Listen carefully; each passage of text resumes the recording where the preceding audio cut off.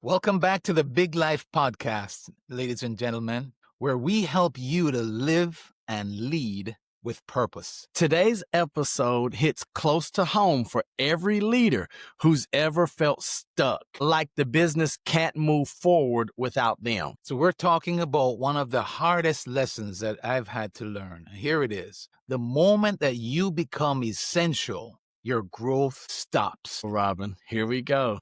I tell you, we'll unpack what it means to stop being the bottleneck, how to move from being the hero to architect, and how to build systems and leaders that grow with you. Robin, this is going to be a fun, challenging episode for Neal today, I can tell you already. Welcome to the Big Life Podcast, where dreams aren't just imagined, they're built brick by brick, belief by belief. Hosted by Neal Oates Jr. and Robin Lewis, this show is your invitation to discover your amazing capabilities, invest in your growth, and unleash your potential in ways you've only dreamed of. Join Neal and Robin as they dive deep into stories, insights, and tools designed to inspire you to show up big, live intentionally, and give yourself away for the betterment of those around you. Get ready to rise to what you're truly worthy of. The Big Life starts now. So, whether you're leading a team or a business or your dream, this one's going to stretch your thinking and strengthen your leadership. My name is Robin Lewis, and Neal Oates Jr. is my co-host here with me, and we're glad to be here with you. Neal? Robin, the leadership bottleneck. Here we go, sir. So I remember you saying that line, the moment you become essential, your growth stops. That was a gut punch for leaders, myself included. And I want to ask you, you don't just grab something from the air. Where did that realization come from for you? Honestly, Neal, is from experience, and that's the reality. So it was more than a gut punch for me. For a long time, I thought, being everywhere meant being effective. Every decision, every approval, every next step came through me. And I was proud of that until I realized that the business couldn't grow beyond my capacity. And so, ladies and gentlemen, if you're like Robin and Neal, and we think of ourselves highly like that. And I know that word capacity and limits. And once we start being stuck, it hits all of us. And that's the hard to, and when we're looking, so you talk about experience, it's hard to see in the moment because it feels like leadership. And I know that's the goal, right? You're answering the questions. Robin is fixing the problems. Neal is keeping the pace. And everyone is right there behind us. And we feel good. It's a great feeling, right? Exactly. But the truth is, if everything depends on you, you're not leading a business. You're just kind of holding one together, right? The truth is, if the business falls apart when you step away, then you haven't built a business. Somebody told me the other day, you've built a busyness. I want to agree with you begrudgingly. I want to say, well, that's so good. But if I say that, it means that I now have to do further study, right? So the real question is, how do I stop being the bottleneck without losing what makes my business strong, Robin? So that's where we want to go because many of us think it is about us and our personal discipline. And we talked about this in the previous episode, last week's episode, but it's not just about what we've built and holding and setting the brand or the standard. So how do I stop being the bottleneck without losing what makes this thing that we've built so strong? Exactly. So what we're sharing with you today is that you don't just delegate tasks, you design leadership. So you build systems and you create clarity and you build culture that can run without you at the center. Already, Robin, ladies and gentlemen, I need you all to buckle up, get your pens, your pads ready. Because anytime you start talking about designing something, Robin, that is going to require more of us. And I love that phrase, design leadership. You've said before that delegation transfers task, but design transfers thinking. And that is a key to what we're talking about as we're designing this leadership and building something that rolls and runs without us? Yeah, because we hear delegation, and most leaders think I need to delegate. And yes, we do need to delegate, but most people think that that's the answer. It's a step, right? But it's not the full picture. In other words, delegation says, do this for me. Whereas design says, here's how we think, here's how we decide, and here's how we solve problems. There's a difference. And so you're transferring the thinking process now. You're setting guidelines for how we make decisions here and guidelines for how we solve problems. And that's empowering. And not only is that empowering, Robin, we talked about earlier, that's what separates the hero from the architect, right? So just keep moving down the path that you're going, because I'm enjoying it, I think, but you are smacking me left and right. So let's talk about separating that hero from the architect, because you are now designing leadership. Exactly, man. So the hero fixes the problem, right? And I've been a hero more than I would want to admit, if I can be honest with our listeners. The hero fixes the problem, but the architect fixes the structure that keeps creating the problem. When I could start focusing now on the structure that creates the problem, now that's making progress. So, Robin, I've got a suggestion. Episode over. Let's stop it right there, ladies and gentlemen. So, because think about it. You're talking about the architect is going to fix the structure that creates the problem. Instead of having to fix the problem, solve the problem, you're like, well, let's look at this from a different angle. What if we just eliminate the perpetual cycle of the problem showing up? Ladies and gentlemen, I'm done. Robin Lewis, if you want to continue, you go right ahead, sir. Come on, keep rolling, brother. That's good. That's good, sir. That's good.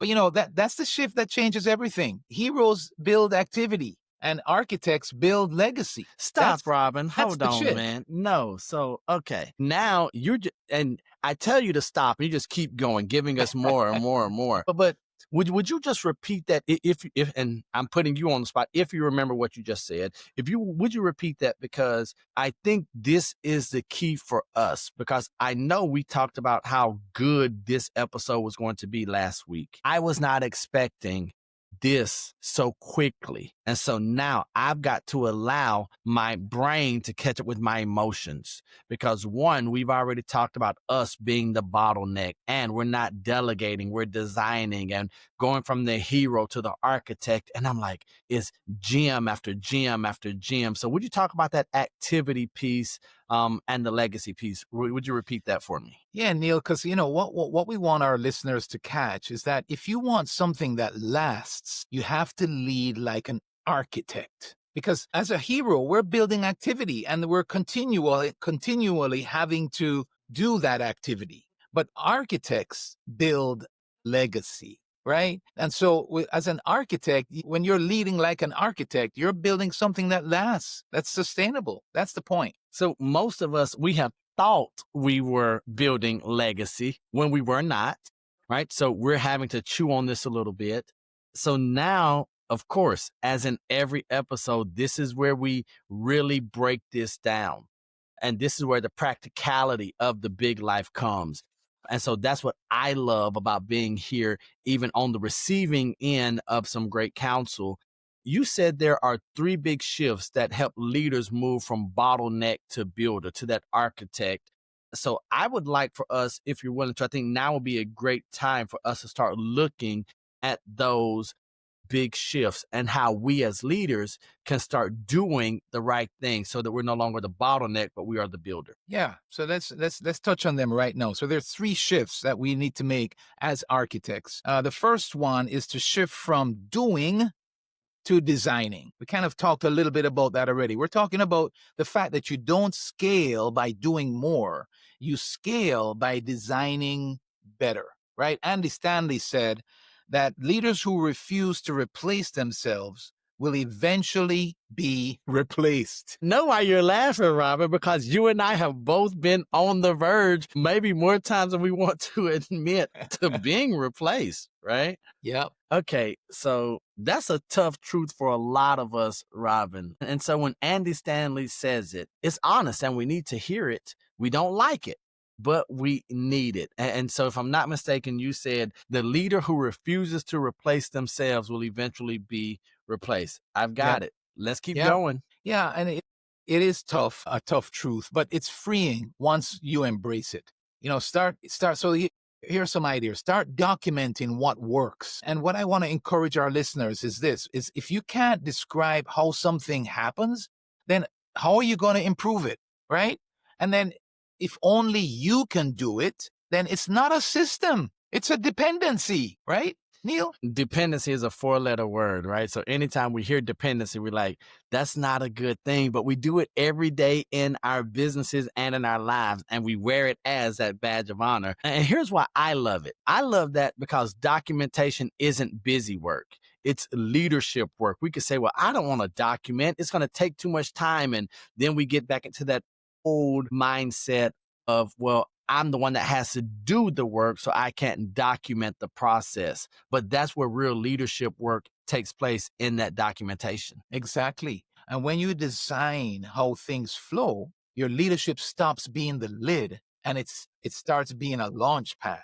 When you design how things flow, then now you're welcoming leaders to step in and bring their brilliance and their creativity and their art and their abilities and their strengths. Right. And so the second shift is to go from leading by proximity to leading by clarity. That's number 2. So do me a favor. Would you go ahead and just explain that? Because I know that you've done the research. You have some authors, some leaders who have done this right. So I'm excited to see what you're talking about when you talk about proximity versus clarity. Yeah, I'm reminded of a quote that says you can't scale what you haven't structured. So we're talking about structure here. Early. Robin, hold on. So this is that hard work that happens before we bring the team in, before we get to the meeting, before the lights are on. Everything you're talking about is that behind the scenes work of doing structure, documentation, and no one will know it while you're working on it. They won't know it until you've opened it up and said, now we have this real thing. So you talk about we can't scale what we haven't structured. Keep going, man. Man, Neil, early in my agency days, there were only 4 of us. I remember we were in a room, 4 of us in one room, and I could hear them, they could hear me. So communication just happened, and we could correct things instantly, right? We could make changes one way or the other. We could celebrate or we could change. And so that made communication very easy, right? And it does happen easily because it's small, right? That's the beauty of small beginnings. And I think we forget that. So you're like, oh, we don't need to have a communication meeting. This is a communications meeting. Exactly. All day long. And so, but when we grew beyond that room, what used to work by proximity started breaking down. And suddenly I had to lead through clarity and not just closeness, right? I think about, if our listeners didn't listen to last week's episode, I would encourage them to go back and listen, where you showed that 5-step framework for helping to create collaboration. That's what I needed to start doing. And that's a good point, because so many small business owners stay stuck thinking, if I can't, or if I can just be in the room, I can keep it together. And we never move beyond that mindset. Exactly. So if your team needs you in the room to move forward, then your leadership is limited. But clarity replaces proximity. That was your step 1 that you shared last week, right? Is bring in clarity. And that means we're talking about, things like clear priorities.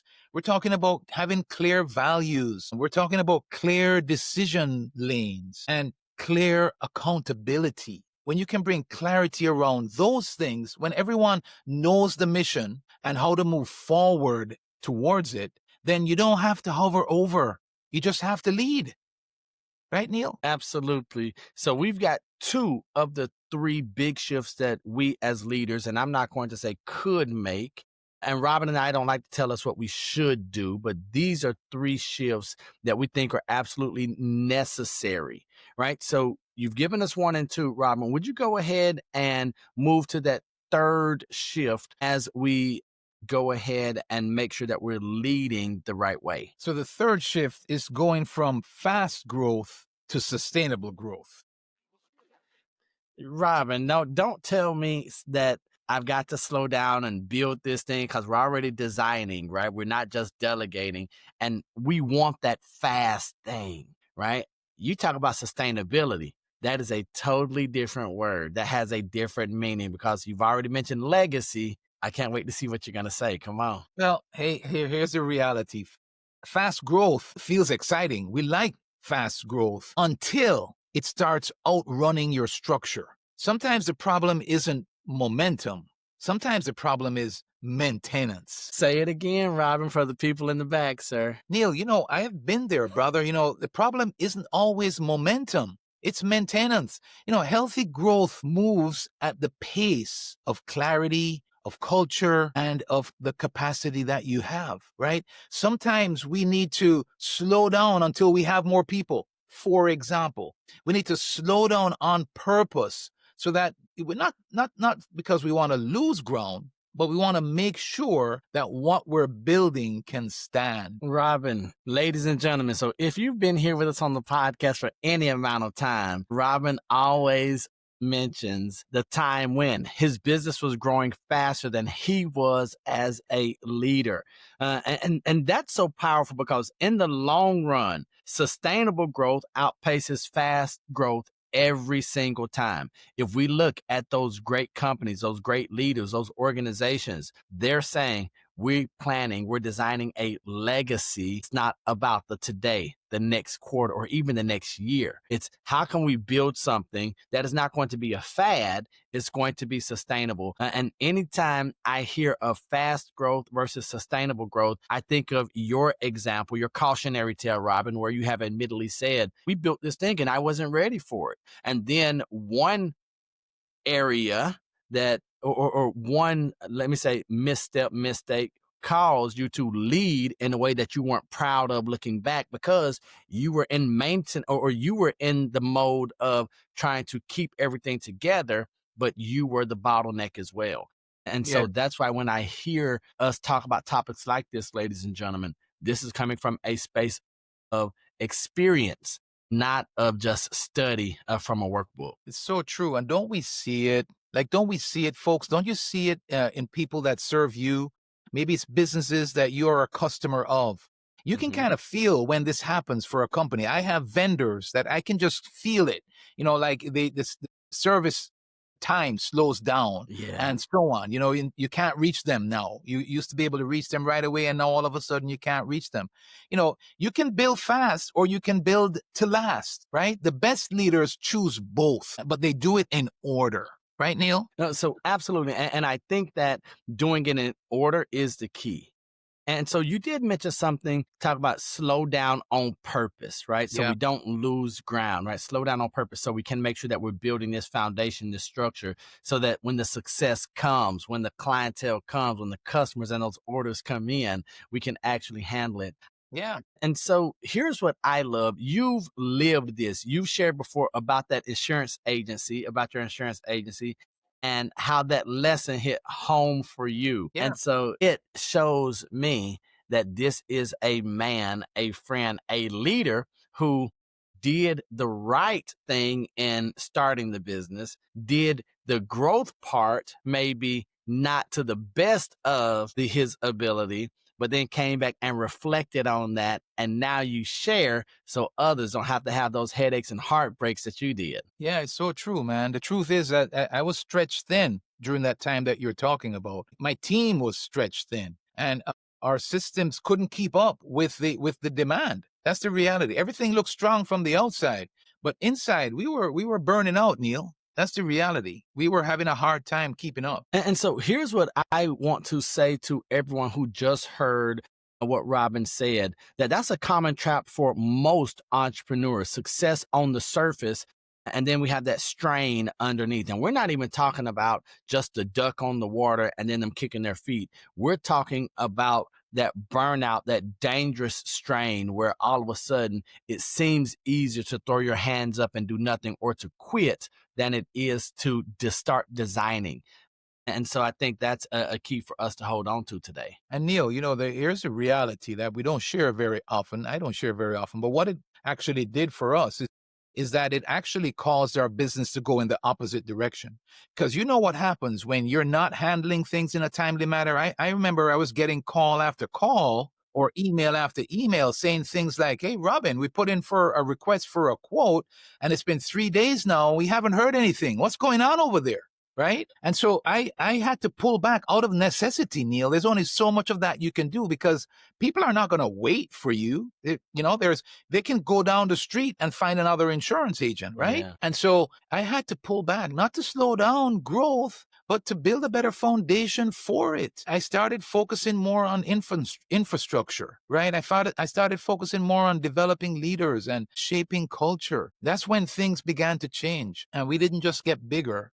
Because of it, we actually got better. That is a challenge because we want bigger. We say we want better, but better requires something more of us. And so that's legacy leadership right there. Growth through people, not just around people. And so you were using your leadership capability to pour into those people, to grow them, to collaborate with them on the way to building something better. And so, ladies and gentlemen, I just wanted to make sure that you heard that. Before we go any further, Robin, we often talk about our experiences. I know that we reflect and we go back and look at things and assess them, and we encourage people to fail forward. So as you pull back and you start talking about the infrastructure and then the development of leaders and then culture, what impact not did that have on the organization? What did that have on Robin Lewis, the man, the leader? Because that realization and awareness of, well, this isn't working. How did that shape the younger business leader, Robin Lewis, into the man that's sitting in front of us today? Wow, it's a good question. First of all, it was scary. It was scary. Like Mm. I was definitely over my head.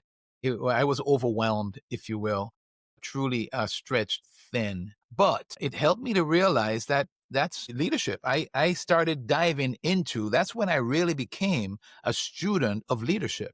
Like you and I are sharing some of what we've learned with our listeners through this podcast.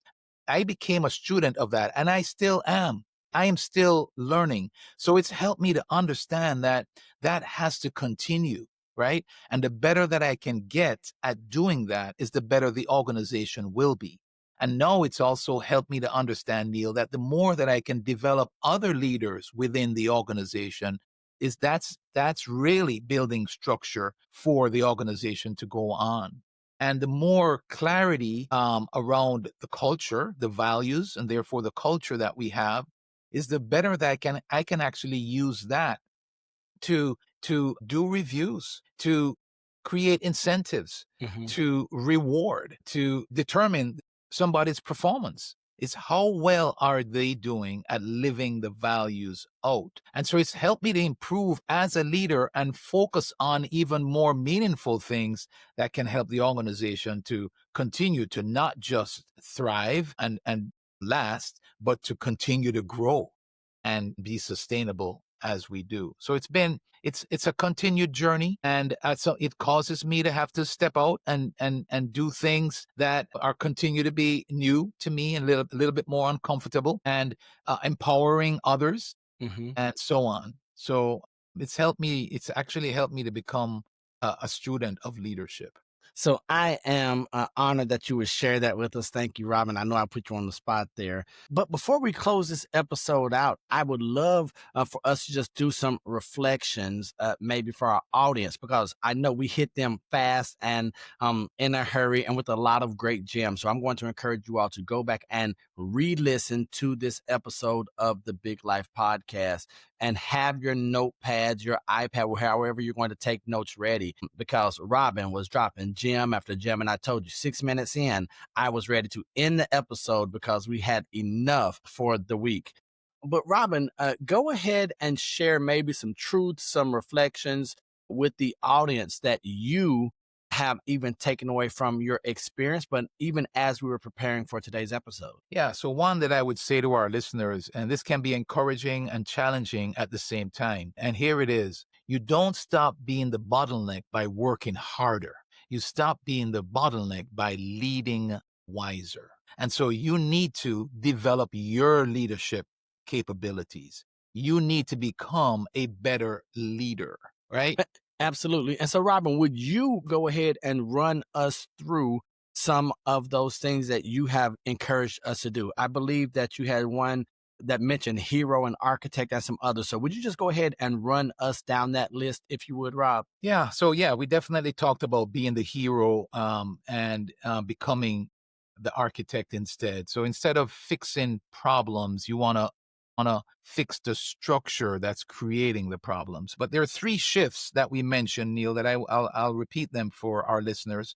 One is you shift from doing to designing. You shift from doing to designing. So you become the designer of leadership. The second shift is you shift from leading by proximity to leading by clarity. And that, that's where you have to take time away from the day to day to bring that clarity, have clear priorities set for the organization.